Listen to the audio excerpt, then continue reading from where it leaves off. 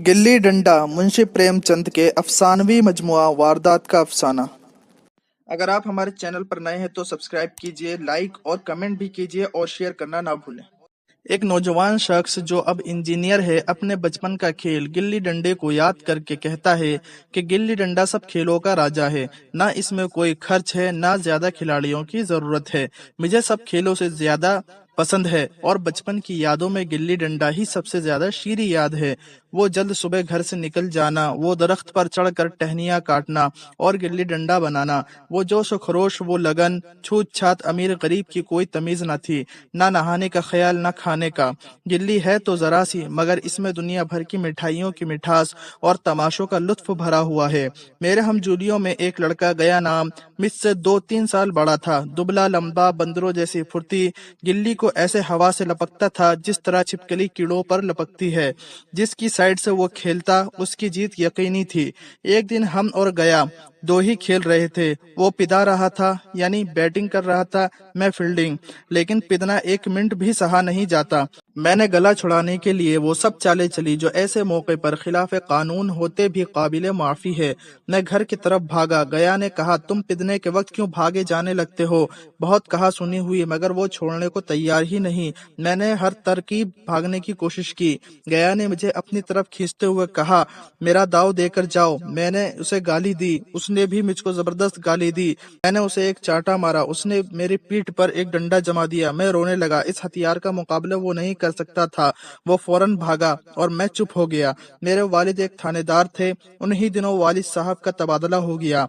नई दुनिया देखने की खुशी में मैं ऐसा फूला कि अपने हमजोलियों से जुदा होने का जरा भी अफसोस ना हुआ। 20 साल गुजर गए। मैंने इंजीनियरिंग पास की और जिला का दौरा करता हुआ इसी कस्बे में पहुंचा और डाक बंगले में ठहरा। इस जगह को देखकर बचपन की याद ताजा होने लगी। लेकिन इस कस्बे में भी बहुत बदलाव हो चुका था। बहुत से मकानात बन गए थे। अचानक कुछ लड़कों को गिल्ली डंडा खेलते देखा। मैंने जाकर उनसे पूछा, बेटे यहाँ पर कोई गया नाम का आदमी रहता है? लड़का दौड़ा गया और गया को बुला लाया। गया ने झुककर सलाम किया। गया उसकी बहुत इज्जत करता क्योंकि वो इंजीनियर साहब बन गए थे। मैंने सब दोस्तों के बारे में पूछा, हाल खैरियत मालूम किए, फिर गिल्ली डंडे का तस्करा छेड़ दिया और कहा, आओ आज हम तुम खेले, तुम्हारा एक दाव भी तो है हम पर। गया बड़ी मुश्किल से माना। दोनों बस्ती से दूर मोटर में बैठकर मैदान की तरफ चले। बस्ती से कोई 3 मील निकल आए। चारों तरफ सन्नाटा।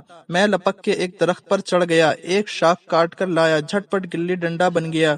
खेल शुरू हुआ। मैंने रॉब में गिल्ली उछाली। गया ने हाथ से लपका जैसे मछली पकड़ रहा हो, पर गिल्ली उसके पीछे जा गिरी। मैंने सोचा ये वही गया है जिसके हाथ में गिल्ली अपने जाकर बैठ जाती थी। वो चाहे जिस तरफ हो, गिल्ली उसकी हथेली पर पहुंचती थी।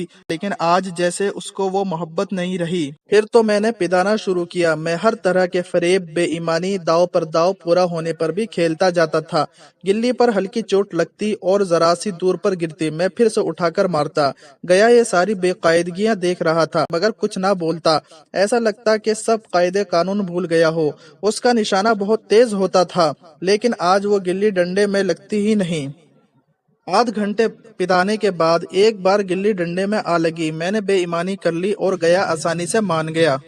शाम तक मैं उसे पिदाता रहा, बेईमानी के साथ खेलता रहा। गया ने कहा, भैया अब कल खेलेंगे, बहुत शाम हो चुकी है। मैंने सोचा कल ये मुझे बहुत पिदाएगा, इसलिए आज ही मामला साफ कर देते हैं। मैंने कहा, अभी बहुत रोशनी है, तुम अपना दाव खेलो।